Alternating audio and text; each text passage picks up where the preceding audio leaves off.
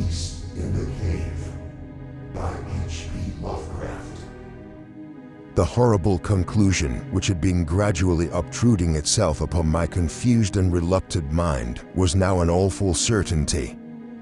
I was lost, completely, hopelessly lost in the vast and labyrinthine recess of the Mammoth Cave. Tune as I might, in no direction could my straining vision seize on any object capable of serving as a guidepost to set me on the outward path. But never more should I behold the blessed light of day or scan the pleasant hills and dales of the beautiful world outside. My reason could no longer entertain the slightest unbelief. Hope had departed. Yet indoctrinated as I was by a life of philosophical study, I derived no small measure of satisfaction from my unimpassioned demeanor. For although I had frequently read of the wild frenzies into which were thrown the victims of similar situation, I experienced none of these, but stood quiet as soon as I clearly realized the loss of my bearings. Nor did the thought that I had probably wandered beyond the utmost limits of an ordinary search cause me to abandon my composure even for a moment.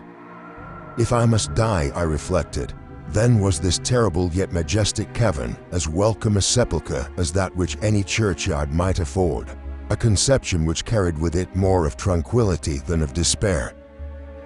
Starving would prove my ultimate fate. Of this I was certain. Some I knew had gone mad under circumstances such as these, but I felt that this end would not be mine.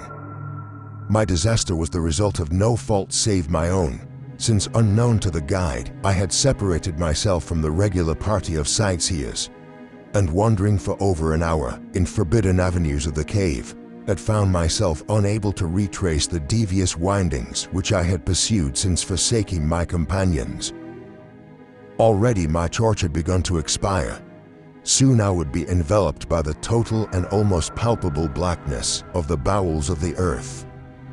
As I stood in the waning, unsteady light, I idly wondered over the exact circumstances of my coming end.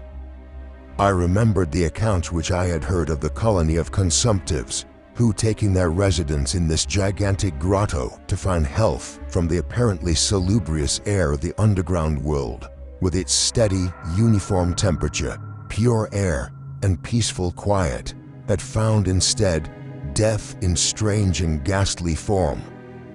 I had seen the sad remains of their ill-made cottages as I passed them by with the party, and had wondered what unnatural influence a long sojourn in this immense and silent cavern would exert upon one as healthy and vigorous as I. Now, I grimly told myself, my opportunity for settling this point had arrived, provided that want of food should not bring me too speedy a departure from this life. As the last fitful rays of my torch faded into obscurity, I resolved to leave no stone unturned, no possible means of escape neglected. So, summoning all the powers possessed by my lungs, I set up a series of loud shoutings, in the vain hope of attracting the attention of the guide by my clamor. Yet as I called, I believed in my heart that my cries were to no purpose, and that my voice, magnified and reflected by the numberless ramparts of the black maze about me, fell upon no ears save my own. All at once, however, my attention was fixed with a stun, as I fancied that I heard the sound of soft approaching steps on the rocky floor of the cavern. Was my deliverance about to be accomplished so soon? Had then all my horrible apprehensions been for naught, and was the guide, having marked my unwarranted absence from the party, following my course and seeking me out in this limestone labyrinth?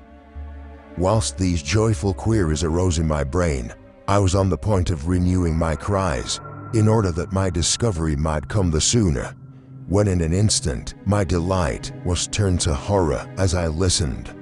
For my ever-acute ear, now sharpened in even greater degree by the complete silence of the cave, brought to my benumbed understanding the unexpected and dreadful knowledge that these footfalls were not like those of any mortal man.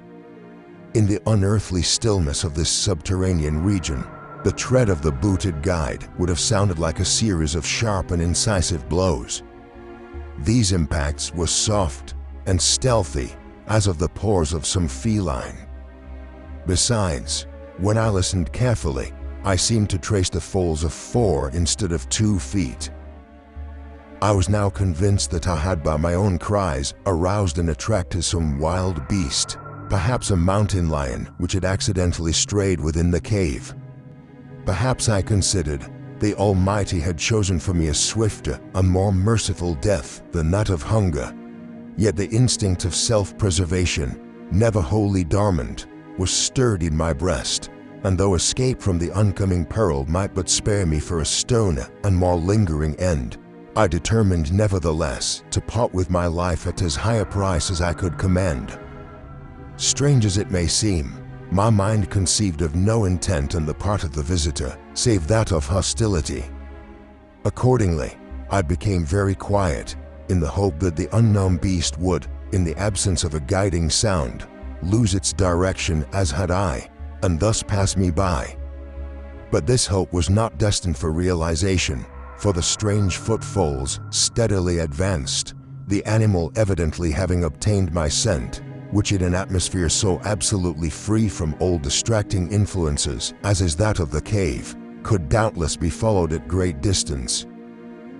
Seeing therefore that I must be armed for defense against an uncanny and unseen attack in the dark, I groped about with the largest of the fragments of rock which were strewn upon all parts of the floor of the cavern in the vicinity, and grasping one in each hand for immediate use, awaited with resignation the inevitable result.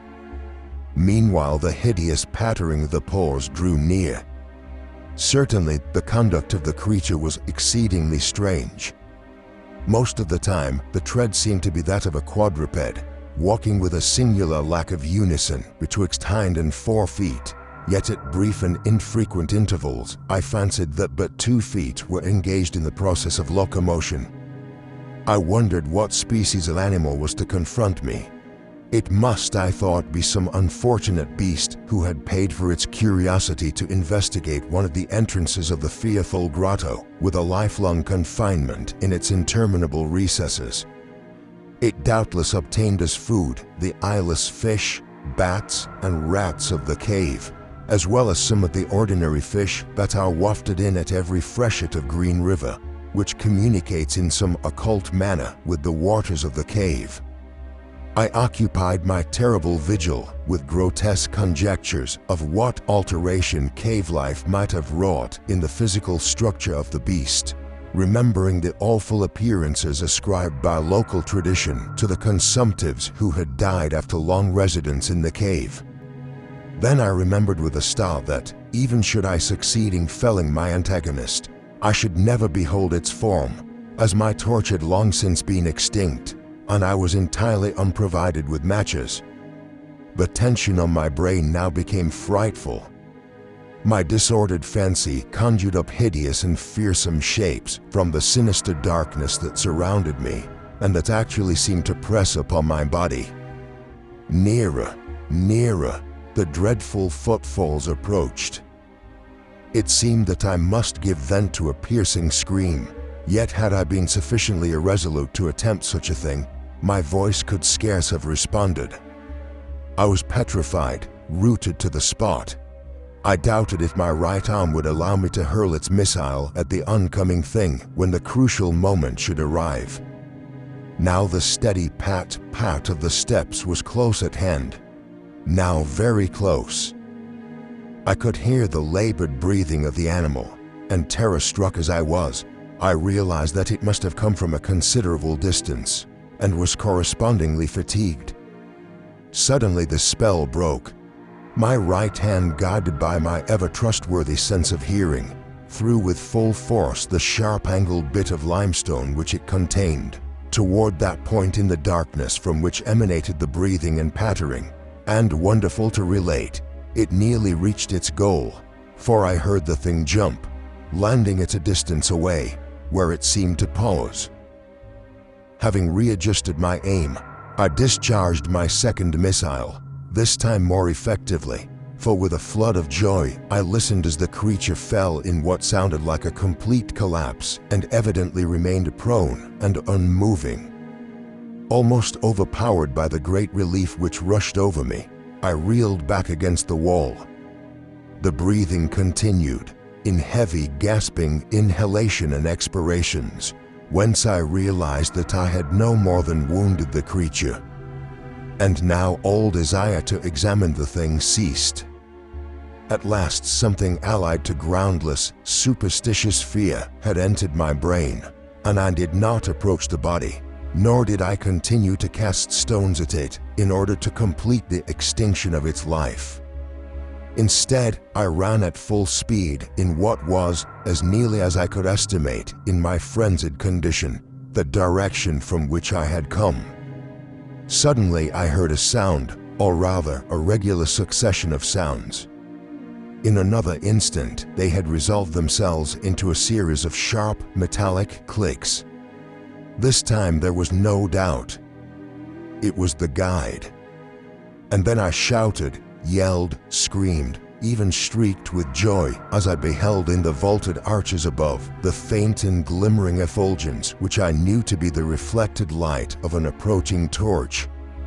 I ran to meet the flyer, and before I could completely understand what had occurred, was lying upon the ground at the feet of the guide, embracing his boots and gibbering, despite my boasted reserve, in a most meaningless and idiotic manner, pouring out my terrible story, and at the same time overwhelming my auditor with protestations of gratitude. At length, I awoke to something like my normal consciousness.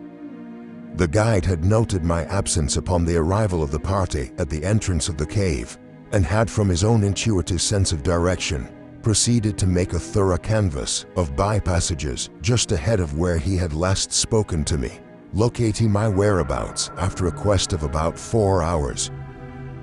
By the time he had related this to me, I, emboldened by his torch and his company, began to reflect upon the strange beast which I had wounded but a short distance back in the darkness, and suggested that we ascertain, by the flashlight's aid, what manner of creature was my victim. Accordingly, I retraced my steps, this time with a courage born of companionship, to the scene of my terrible experience. Soon we descried a white object upon the floor, an object whiter even than the gleaming limestone itself. Cautiously advancing, we gave vent to a simultaneous ejaculation of wonderment, for of all the unnatural monsters either of us had in our lifetimes beheld, this was in surpassing degree the strangest. It appeared to be an anthropoid ape of large proportions, escaped perhaps from some itinerant menagerie. Its hair was snow white, a thing due no doubt to the bleaching action of a long existence within the inky confines of the cave, but it was also surprisingly thin, being indeed largely absent save on the head, where it was of such length and abundance that it fell over the shoulders in considerable profusion. The face was turned away from us, as the creature lay almost directly upon it. The inclination of the limbs was very singular, explaining, however, the alternation in their use which I had before noted, whereby the beast used sometimes all 4, and on other occasions but 2 for its progress. From the tips of the fingers or toes, long rat-like claws extended. The hands or feet were not prehensile, a fact that I ascribed to that long residence in the cave which, as I before mentioned, seemed evident from the all-pervading and almost unearthly whiteness so characteristic of the whole anatomy. No tail seemed to be present. The respiration had now grown very feeble, and the guide had drawn his pistol with the evident intent of dispatching the creature, when a sudden sound emitted by the latter caused the weapon to fall unused. The sound was of a nature difficult to describe. It was not like the normal note of any known species of simian, and I wonder if this unnatural quality were not the result of a long continued and complete silence, broken by the sensations produced by the advent of the light, a thing which the beast could not have seen since its first entrance into the cave. The sound, which I might feebly attempt to classify as a kind of deep-toned chattering, was faintly continued. All at once, a fleeting spasm of energy seemed to pass through the frame of the beast. The paws went through a convulsive motion, and the limbs contracted. With a jerk, the white body rolled over so that its face was turned in our direction. For a moment, I was so struck with horror at the eyes thus revealed that I noted nothing else. They were black, those eyes, deep, jetty black, in hideous contrast to the snow-white hair and flesh. Like those of other cave denizens, they were deeply sunken in their orbits and were entirely destitute of iris. As I looked more closely, I saw that they were set in a face less prognathous than that of the average ape, and infinitely less hairy. The nose was quite distinct. As we gazed upon the uncanny sight presented to our vision, the thick lips opened, and several sounds issued from them, after which the thing relaxed in death. The guide clutched my coat sleeve and trembled so violently that the light shook fitfully, casting weird moving shadows on the walls. I made no motion, but stood rigidly still, my horrified eyes fixed upon the floor ahead. The fear left, and wonder, awe, compassion, and reverence succeeded in its place, for the sounds uttered by the stricken figure that lay stretched out on the limestone had told us the awesome truth. The creature I had killed, the strange beast of the unfathomed cavern, was, or had at one time been, a man.